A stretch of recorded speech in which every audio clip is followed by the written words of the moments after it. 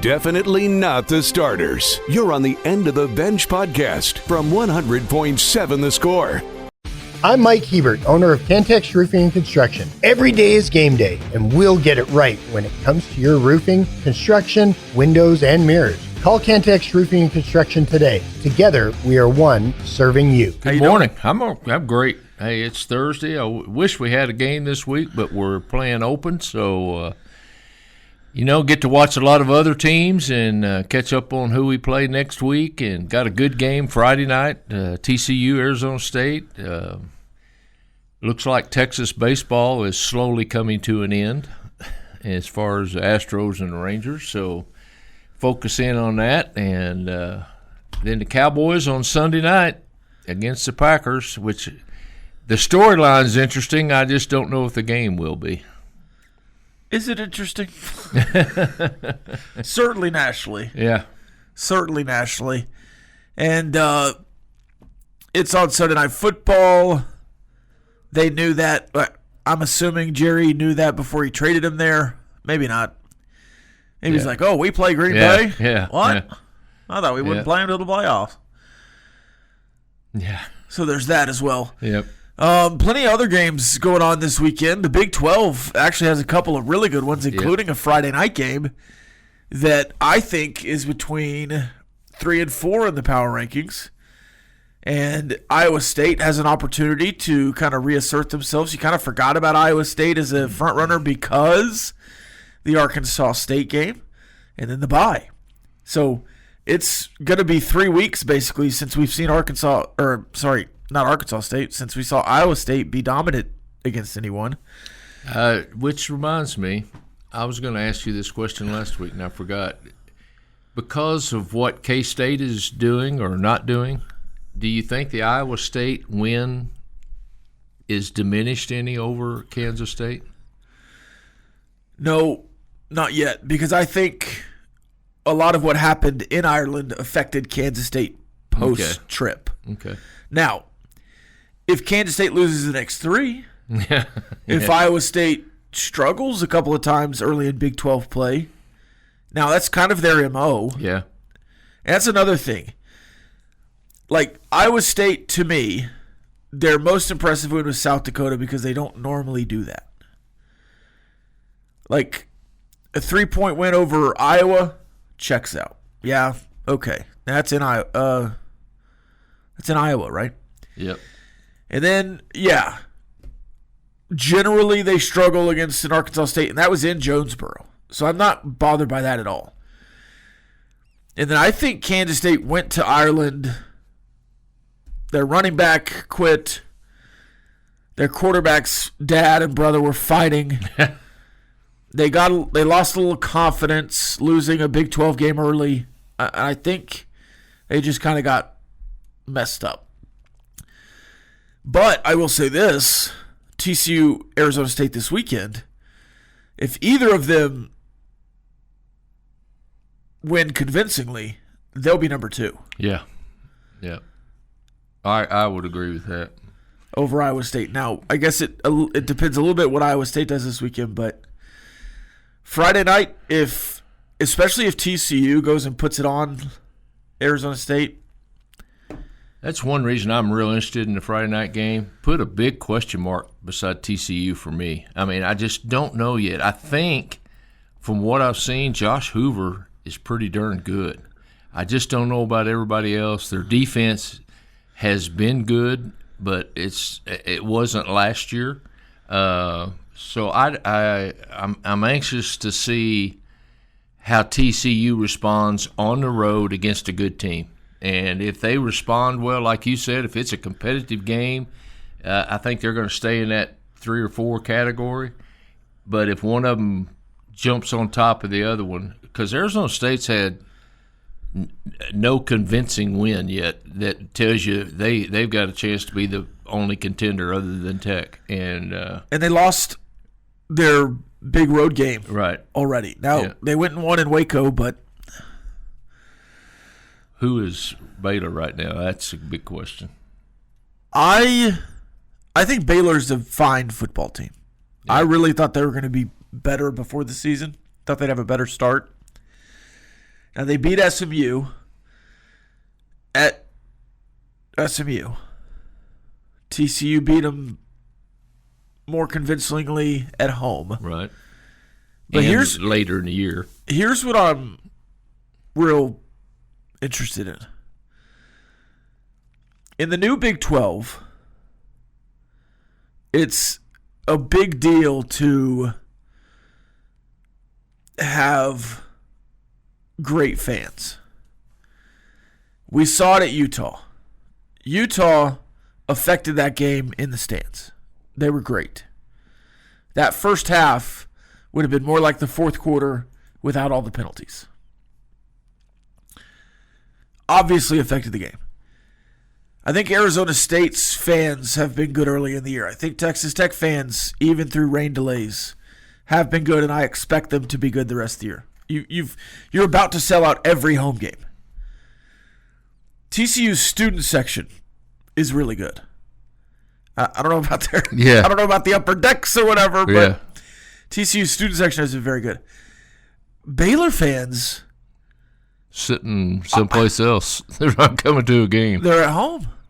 And even the students, they had one of the weakest Baylor lines in the history of Baylor lines, according to some Baylor fans. It's supposed to be like 600-700 kids, and it was 200. I saw, and that's the defending champion coming to your house, and it's half full. I saw a telling statement. They asked one of the sports writers or somebody from the Waco area, and they said, "What's the deal? I mean, it's not like you're 0-4 or anything." And he said, "The student body has taken on the personality of the head coach." He said it's just kind of blah. He said they don't have the backing by numbers nor enthusiasm that they've had in the past, and they just nobody's reached out to them and said, "Hey, we got to do this," and they haven't done extra things for the student body. And he said it's catching up with them. I think Baylor could be fine this year. I think they can go 7-5, 8-4. Oh, absolutely. Absolutely. But is Aranda the long-term solution in Waco? I don't know. It's a good question. Good question. Does he fit? Yeah. That's a good question. Would Aranda fit better at maybe a more like UCLA? Yeah. Yeah. Yep. Or somewhere where it's already the fan base is already baked in, and you don't have to be the guy to go tell them what to do. And another good thing about Baylor, if you're Baylor, that you have to work with the right size stadium. They have a stadium that it's not 102, and they're trying to get 50. Right. And I'm surprised they don't have a better crowd than what they do, because there's not a whole lot goes on in Waco. I wouldn't think. We'll continue on. We'll get some headlines after this. The Mariners making headlines last night. 100.7 Score, seat to the bench. Definitely not the starters. You're on the End of the Bench podcast from 100.7 The Score. Welcome back. 100.7 The Score, seat to the bench. A couple of chats off the chat line quickly. Sampson does typically go against the defense's best pass rusher, which sometimes results in a lower pass grade, perhaps. Yeah, and beyond best pass rusher, David Bailey and Romello Height are some of the best in the nation currently. Rush rates, win rates, production. But John Henry Daly of Utah might be the best. Yep. Like, he is just...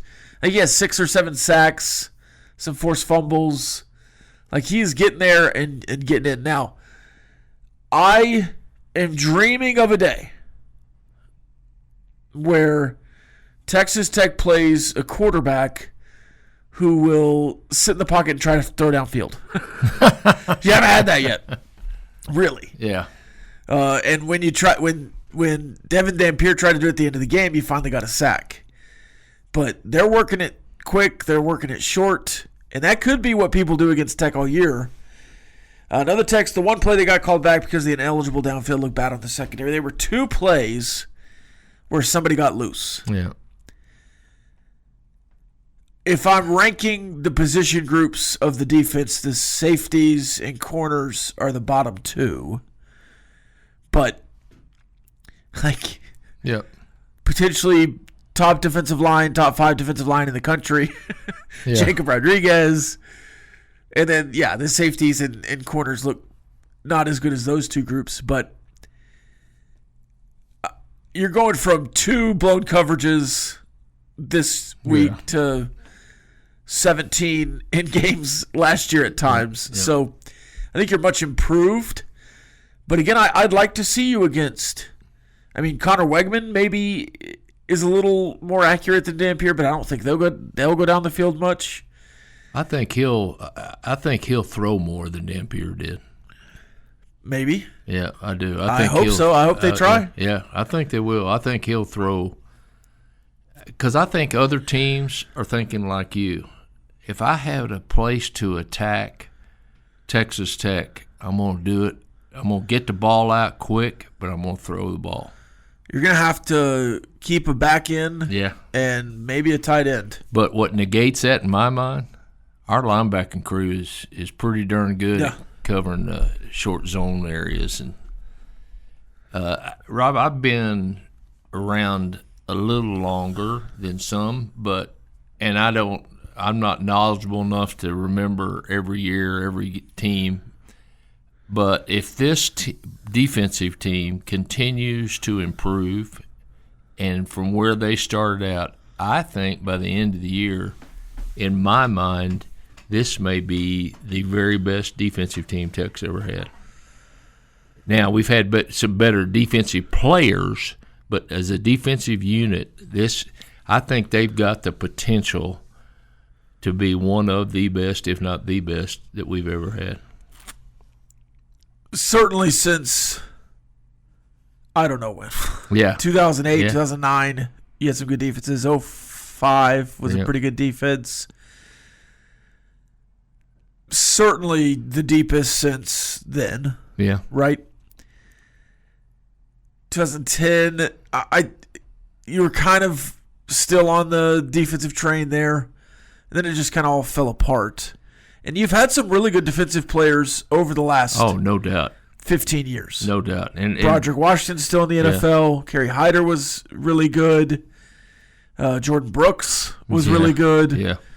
So you've had some pieces, but you've got 6 or 7 of those caliber right now, and then 6 or 7 more that would have started on any of those teams, and then probably 6 or 7 more that probably would have started on most of those teams. There's no doubt we've had better secondary units than what we've got right now. I think with Darcel McBath and his units and those linebackers, we may be close to being as good as we've ever had. Zach Thomas and his group. Defensive line, as a unit, not just as individual players, I think we're hanging in there. Yeah. And so, to me, you put all 3 of those together, and if they're performing at the highest level that they're going to be capable of performing, I think it may be one of, if not the very best we've had in a long time anyway. It was a different offensive world in the early 90s, but you're on track to just scoring-wise be the best defense since the early 90s. Yeah. But we've got to get better. We're not as good as we need to be yet. As Joey says, there's another gear. Yes. All right, let's check the calendar here, Lucas. Your daily look at what's happening in the world of sports, birthdays, and holidays. Let's check the calendar. It is National Daughters Day, National Lobster Day, National Binge Day. Do you have any shows you want to binge? No. I don't really binge shows during football season. I binge football. Yeah. Yeah.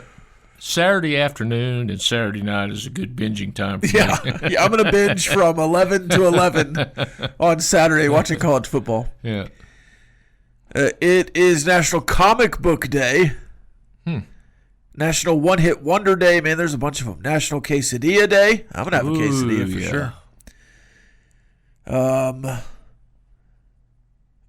I might try to think of some of my favorite one-hit wonders, too. All right, let's check some birthdays, Lucas. Let's start off with John Lynch turning 54 years old today. Then we have James Cook turning 26, running back for the Bills. In the NBA, we have Chauncey Billups turning 49, the current head coach for the Portland Trailblazers. And then Cade Cunningham turning 24. Ooh. Scottie Pippen turned 60 today. And then in the world of movies, actors and actresses, we have Mark Hamill turning 74. Catherine Zeta-Jones turning 56. Donald Glover turning 42. Joy Sunday turning 29. And then in the world of music, we have Teddy Swims turning 33. And Clifford Joseph Harris, also known as T.I., turning 45 today. Interesting. All right, on this date in 1988, Carl Lewis long jumped to a gold medal in the Seoul Olympics. In 1990, your favorite team, the Oakland A's, Rob, the Sacramento A's, or the Las Vegas A's, but they won their third consecutive AL West title in 1990. Those were the good old days for the A's. And in 2000, I got mad at, I saw this, and I got mad at myself for not remembering this. Vince Carter makes a steal, goes down the floor, and dunks over 7'2" Frederick Weiss in the Olympics. The dunk was appropriately named in France, La Dunk de la Mort, the dunk of death. Do you remember that? Y'all remember that? Yeah. Where he went over there? Yeah, I never knew that it was called the dunk of death. No. And in 1965, former Red Raider baseball player would not have a home run, with a home run being hit by Chuck Harrison for the Houston Astros in his next game on the 26th. And that's this day in history. I'll tell you what, they struggled to find one for the 25th. Yes, yeah, exactly. This is the last day in history that former Red Raider baseball player would not have a home run. That's creative way to get Texas Tech in there. Yep. Playing time is not required. This is the End of the Bench podcast from 100.7 The Score. Welcome back. 100.7 The Score is the End of the Bench. Answer to one of the chat questions. I cannot find any audio or video for this week's baseball scrimmage at Austin. So you are correct that the best way would be to probably... Well, now, hold on, Craig. Okay. Stand by. All right. If you want to listen to some coverage, stand by. Potentially something going on. Okay. But, yes, just follow Tech Baseball. Jamie Lint Is he going to give updates? covers more than anyone else on Tech Baseball. He's there calling the games. He writes them all up. He has his running blog that he does during the season. He's close to the program. If you want to read about Texas Tech Baseball, you certainly can from Jamie Lint. He'll be there. So it's all coming on DoubleTSportsNetwork.com. But okay. Well, there's no TV. Let me rephrase There's no TV. Yeah, let me rephrase it. From the Longhorn Network, there is nothing scheduled. Right. From the Red Raider Sports Radio Network. Radio Network, scheduled. there's nothing scheduled. Yeah. Right. But potentially outside of the box, but we'll see what happens. Yeah. But Double T 97.3 we'll have reports for sure written. That by is Jamie definitely Lynn. happening. Yes. All right, USC is a little upset. Surprise, surprise. They, in week 4, kicked off their game. Trying to find it here. One of the latest in the country. Trying to find their score. It was maybe the last game on USC, Michigan State. Yeah. 31 to 17, 31. Well, they did win, but I was really trying to find the kickoff time. It was scheduled. It's ranked, so it's way up there. But it was scheduled like for 11:30. It was 10:30. scheduled 11:30 Eastern time. Okay, so 10:30 Central. Well, now he's complaining that it was the latest kickoff. Now they're the earliest kickoff in the country because they're in an 11 a.m. game on Fox. This is number 23 Illinois, number 21 USC. I'm guessing 11 a.m. on Fox. This is the big noon kickoff game. That's where they are, yes. So why are you complaining, Lincoln Riley? Why are you complaining? It was a home game, one of your late game starts. You didn't have to travel and then come back. All the late game starts will be his fault. Right. Yeah. And quite literally, USC's fault. Right. Do you know what would be happening, Lincoln Riley, if you didn't, and I'm talking about USC, defect to the Big Ten and ruin college football? You know what would happen? You wouldn't be playing this game. Yeah.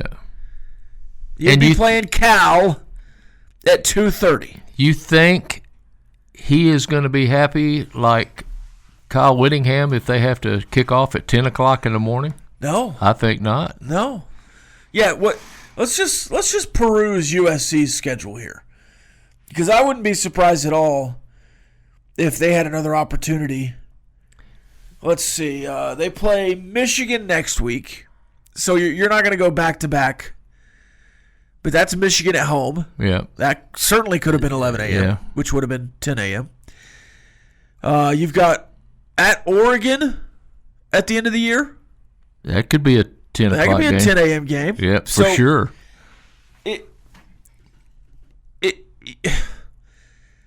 You know, I haven't seen Texas and Oklahoma complain too much, but they're in a better situation. I don't think USC and UCLA and Oregon and Washington are in a better situation for them. No.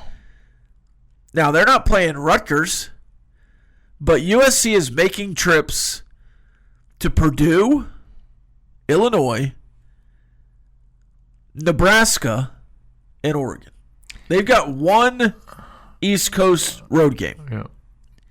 Now, Nebraska, that's not a long trip. No. That makes a little sense. To me, though, Rob, USC, UCLA, are the exact reason why realignment was wrong. Failed. It just, there is no way USC or UCLA should be playing Rutgers. Excuse me, and that's going to happen. They may be playing them at home, but they're going to be on a flight to Jersey here, sometime. That's wrong.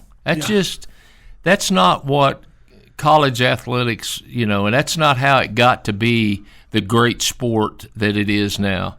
It's the rivalries, it's the regional, the ability to get in your car and drive to an out-of-town game or something. It's just not, and that's one thing that I think is sad to me about the Big 12 is West Virginia, UCF, Cincinnati. I'm glad that we at least got some pretty good teams in, but I just wish we could find a way to keep all the regional teams with each other.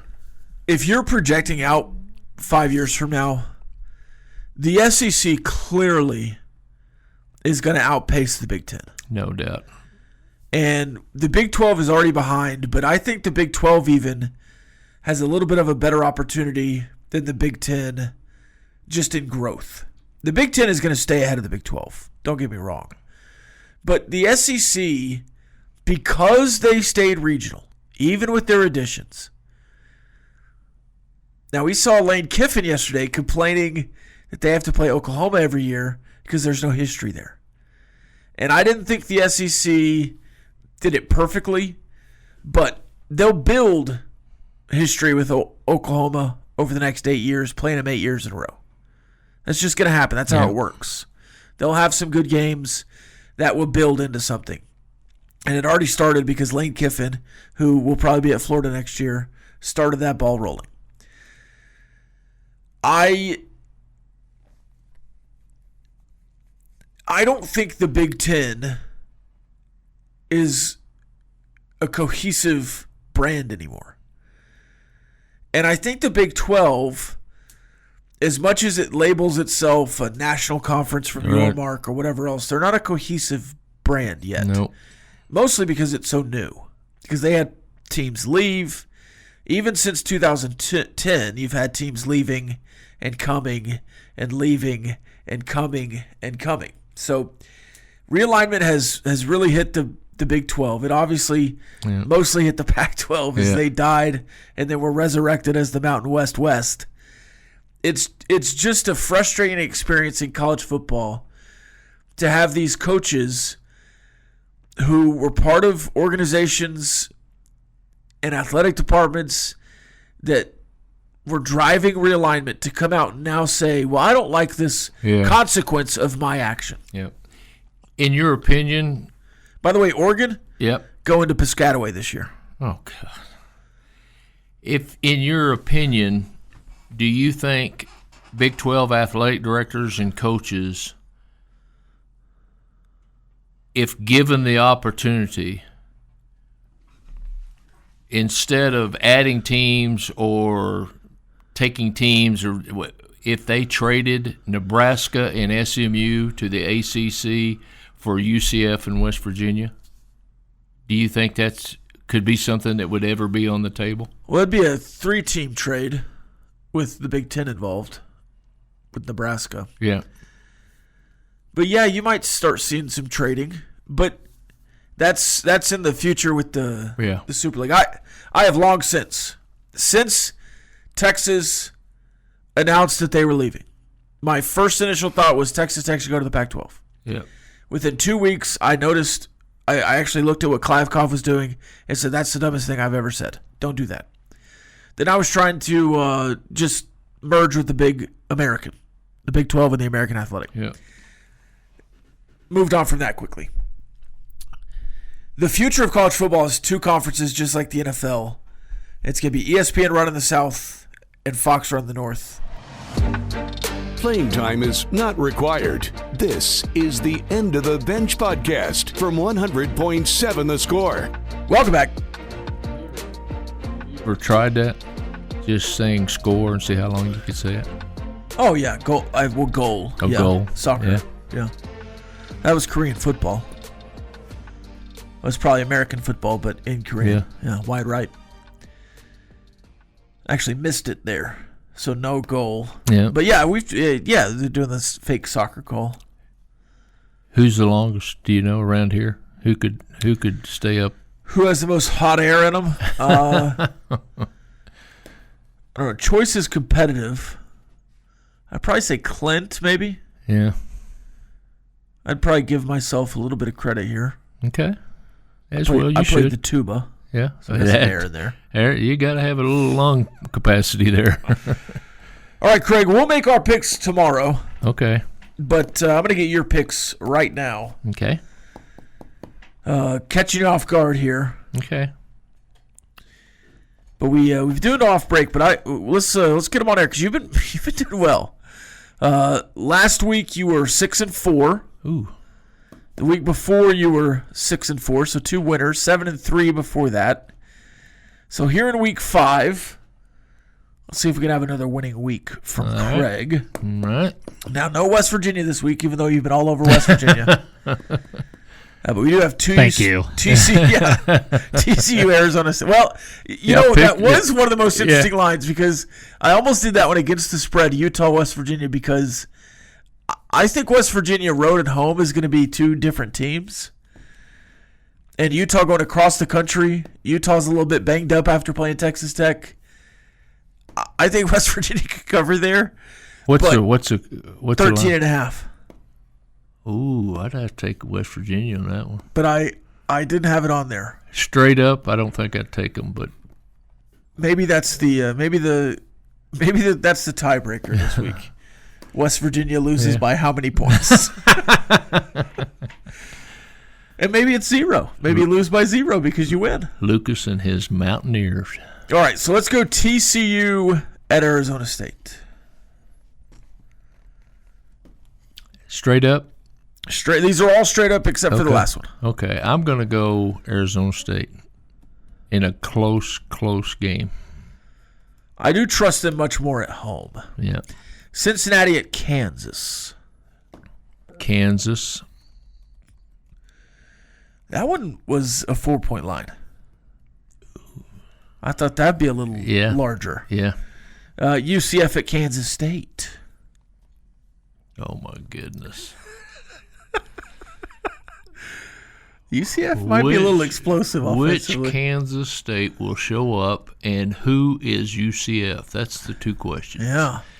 I'm going to go. Kind of big questions right now. Yeah. I'm going to go with Kansas State because of the hometown. Okay. Arizona at Iowa State. Iowa State. Now, this one, let me double check this line because that might be. I'm going to say if it's not at least 15. 15. It is 5.5. Yeah, that'll be straight up. Yeah. So you go Iowa State. Yep. All right, BYU, Colorado. BYU. That is at Colorado. Notre Dame at Arkansas. Notre Dame. LSU at Ole Miss. This is a legit pick 'em. Ole Miss. In the upset. Oregon at Penn State. Penn State by 3.5. Did you see Oregon's uniforms? Yeah. I'm not. Did you see these, Lucas? This week's? I mean, they change every week. No. Go look up the Mummy uniforms. Okay. For a September game, we're going Mummy. Yeah. I don't think Mummy would like them. I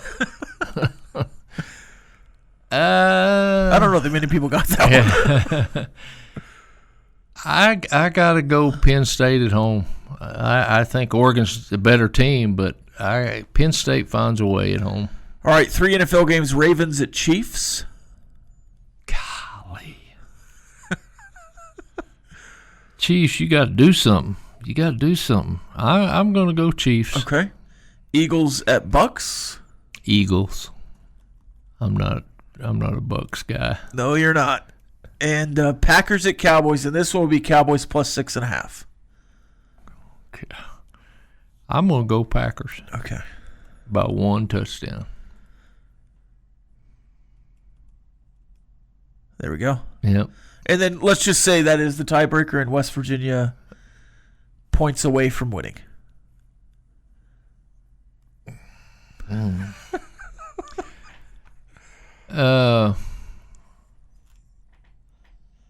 I can't handle West Virginia on this game. I got to go. I got to give the points. Well, but how many? 14? How many points does Utah win by? That'll be the tiebreaker, so I need an exact number. Oh, my gosh.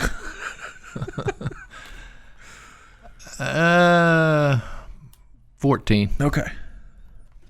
I think the books know something, so I'm going to say that's right. We're about where it should be, 2 touchdowns. Somebody will score late to make it one way or the other. How do you feel about the Oregon jerseys? I just saw them. I think Oregon has done enough of this to it's fine that they change jerseys every week, even though it's a waste of money. I think these are silly. I do too. Glad we're on the same page. What do they call them? The shiesties? Yes. The head covers? Yeah. Goofball. Absolutely. I mean, goofball. Yeah. Is this a whiteout? It's one of their biggest games. Is it a whiteout at Autzen? Do we know? I would assume so. That would certainly makes sense. That would certainly have me picking Penn State tomorrow. Absolutely. Well, I would pick Penn State for a multitude of reasons. Yeah, well. So The Mummy Duck, not mummies like King Tut, but Mummy Duck is the official name of the uniform. Right. Well, that's the joke. Yeah. Right. But right. they're Black helmets, Yeah. silver wings on the sides, and black pants.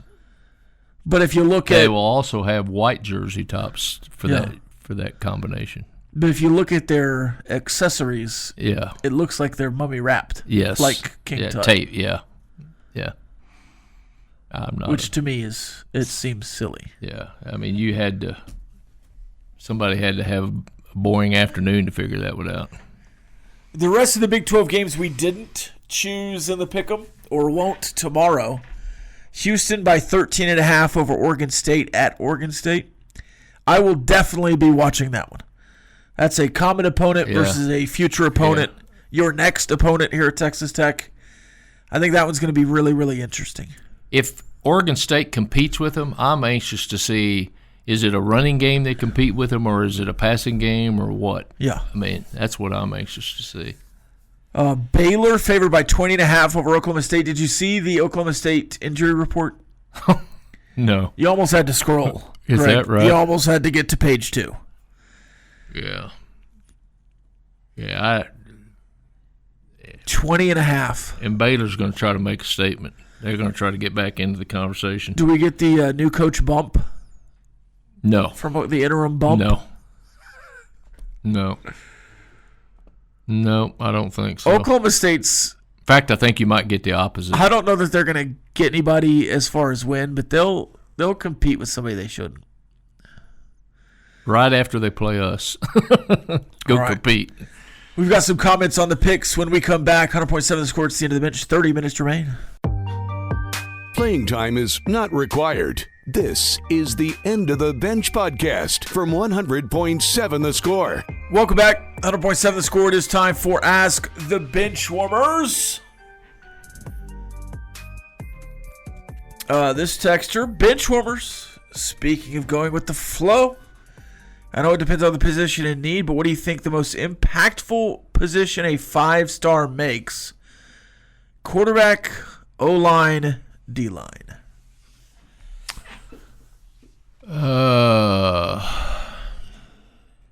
D-line or O-line? Probably D-line, because there's just so many of them that you can get, and they're hard to get, the 5-star ones. And I think there's a big difference between a 5-star defensive lineman and a 3-star. Not necessarily all 3 stars. Some of them probably could be 5 stars, but I think the drop-off is there. But at quarterback, for instance, I think there's a lot of supposedly 3-star quarterbacks that are every bit as good as some 5 stars. But D-line, I think it shows up a little bit. I think immediate impact is edge rusher. The 5-star edge rusher is... Yeah, right. That's what I'm thinking about when I think D-line. And then I'd probably go left tackle next. I feel like those are a little easier to prognosticate, and I think also both of those positions can go anywhere in the country in any scheme and system and figure out ways to impact the game. Yeah. Quarterback is so much of being in the right fit. Mm-hmm. Sometimes the 5-star quarterback goes to the perfect place and excels. Sometimes the 3-star quarterback goes to the perfect place and excels. Right. Or a walk-on quarterback gets in the right position and excels. And how you develop. I mean, there's a lot of 5-stars that their senior year was their best year in high school. So I'm right on the same page. And sometimes there's a 5-star quarterback like Kavian Bryant, who this morning received a couple of predictions on rivals to commit to Texas Tech eventually. he seems like kind of both. Yeah. That he might be a great fit for Mac Leftwich and a 5-star quarterback. Yeah. So there's certainly those out there too. But I would say if I could have 4 5-stars a class, and I'm just dreaming at that point, but if I could do like Oregon or Georgia or Texas, I would say I want 2 edge rushers and 2 tackles 5 stars every class. And I think you'd be really good in the trenches forever. Yep. I agree. Totally. This texter says Houston's fan base is almost as bad as Utah's. I am shocked that they have circled us as their first-ranked win of the season.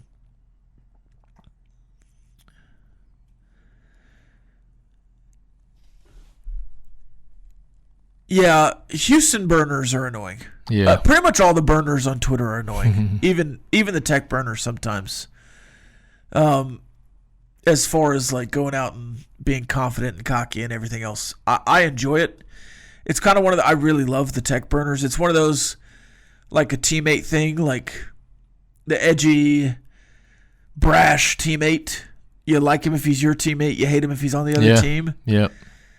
People loved Avery Benson in Lubbock. Yes, they did. He was the worst in Texas. Yep. So, I think there's a little bit of that going on. But yeah, Houston is absolutely overlooking Oregon State, and as a fan base focused on Texas Tech, which I understand. Yep. Texas Tech also, as a fan base, was overlooking Oregon State and looking at Utah. I think Houston's pretty good. I think their fans deserve to be a little excited. But Utah, the difference between Utah and Houston to me is that Utah showed up in person. Yeah. And there were a lot of Tech fans in Utah compared to probably a lot of places that travel, especially going that far and that out of the way. There might be 60-40 Tech fans versus Houston fans in Houston. So it's if entirely possible. If Houston fans showed up in person, I would respect them a lot more. I came away with a lot of respect for Utah fans, even though they were a little annoying on Twitter and have been annoying for 2 years, talking about how they're going to run the Big 12 and they don't have a single Big 12 home win yet. Houston, like at least Utah has a decade of history, 2 decades of history behind it. Houston was good like every 2 years for 6 years. And they're acting like Alabama in some ways. It's like show up in person and I'll respect you on Twitter. Yep. But right now you're just a keyboard warrior.